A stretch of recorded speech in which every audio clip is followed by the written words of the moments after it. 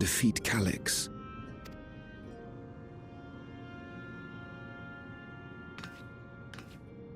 Is that because of the new regulator you wear? I've yet to register it. I find myself caught between the fear of dying and the desire to carry out the duties of governance.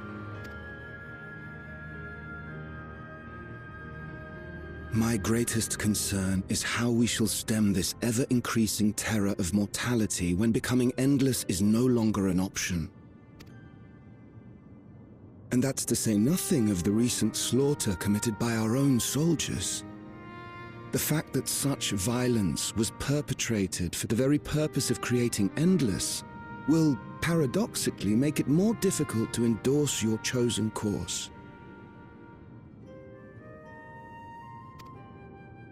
It may not seem logical, but for those who lost friends and family in the attacks, halting the creation process altogether would render the deaths of their loved ones utterly meaningless. Is it not cruel to rob them of what little solace they could claim, when we have only just learned what it is to mourn? Tell me, how are we meant to overcome such tragedies?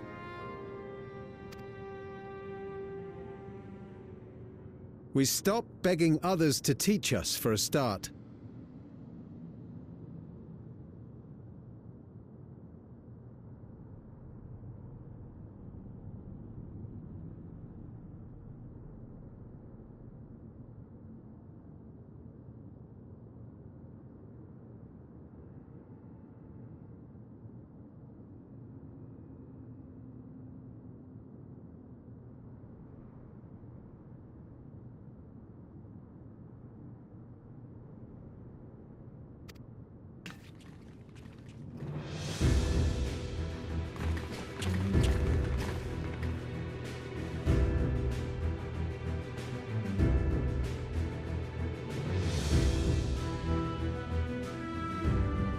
For the longest time, we've been protected by Queen Sphene and the systems put in place by our forebears.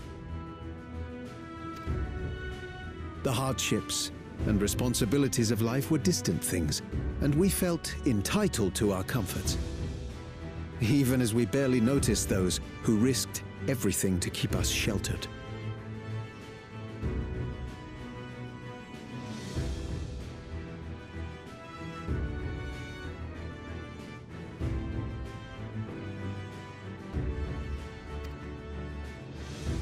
But no more. From now on, we need to learn on our own. How to live with the promise of death. How to endure the pain of loss. We may never learn to love such things, but we may learn to survive them.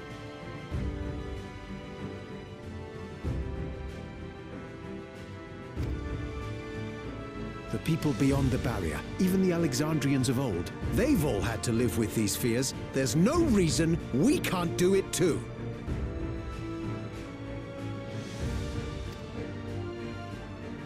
What are you all doing here? Malachite called us in, and the Oblivion members briefed us on the current crisis.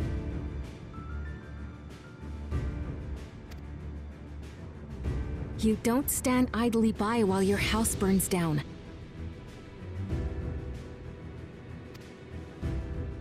We came together and thought about how we could help.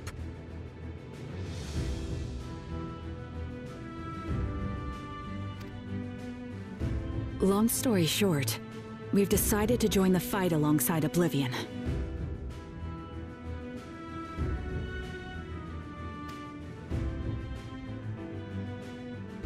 I say fight, but we're well aware of how little use we'd be in actual combat. A battle of ideas, on the other hand. Now that we might be qualified to do something about.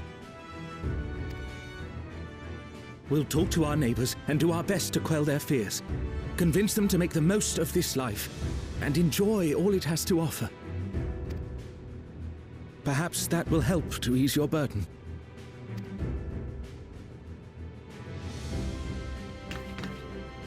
It certainly will. Even if a few are assuaged by your words, it will make things easier.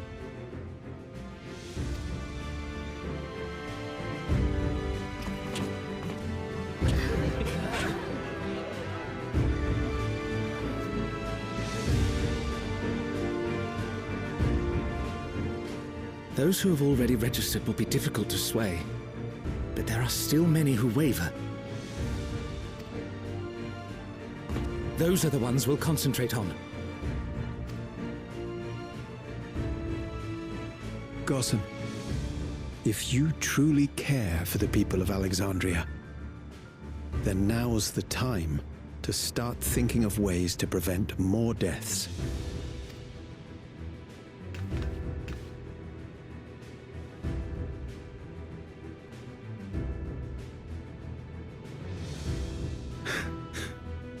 Were I to become endless at the expense of my countrymen's lives, I would regret it for the rest of my existence.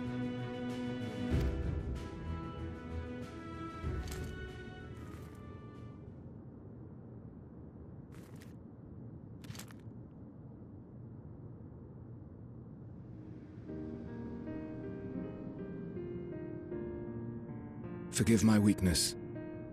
When the people have lost their way, it falls to the government to support and guide them. Alexandria can rise above this sorrow and find its way forward once more. Is that not so, Your Majesty? Indeed it is.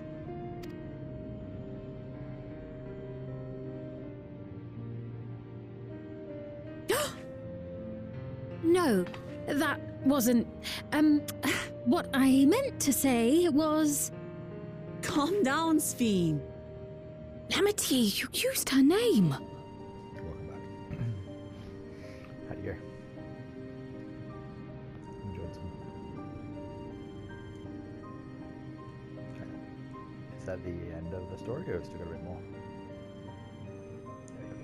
I didn't realize how many. Okay.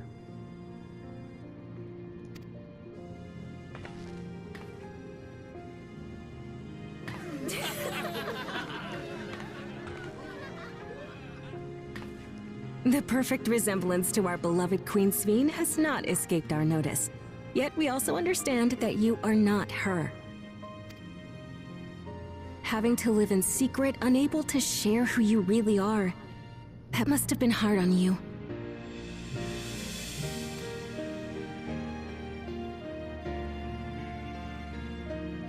When you come back, please tell us all about yourself. I imagine yours is a rather outlandish story, but we're eager to hear it all the same. You're one of us, an Alexandrian, and we don't abandon our own.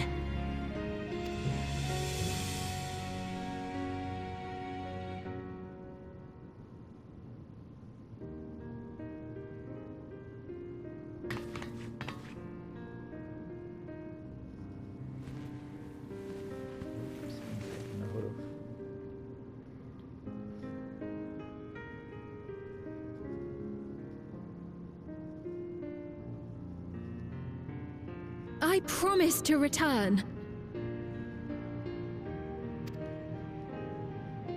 And when I do, I look forward to speaking with you all.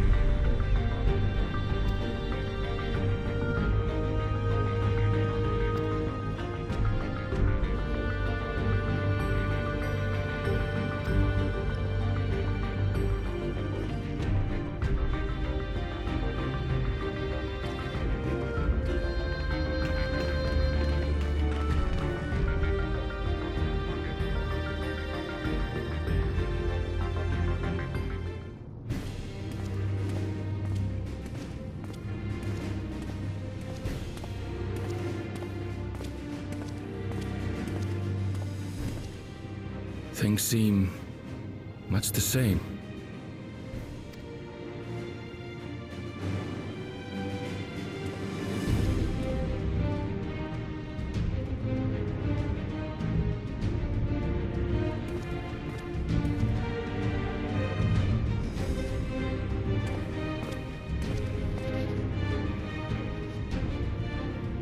So listen, you have nothing more to fear than any other normal day. Deep breaths. We'll get through this.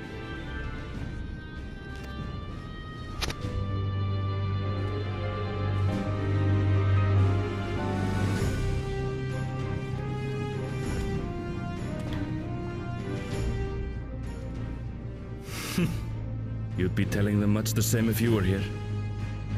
I suppose it falls to me now.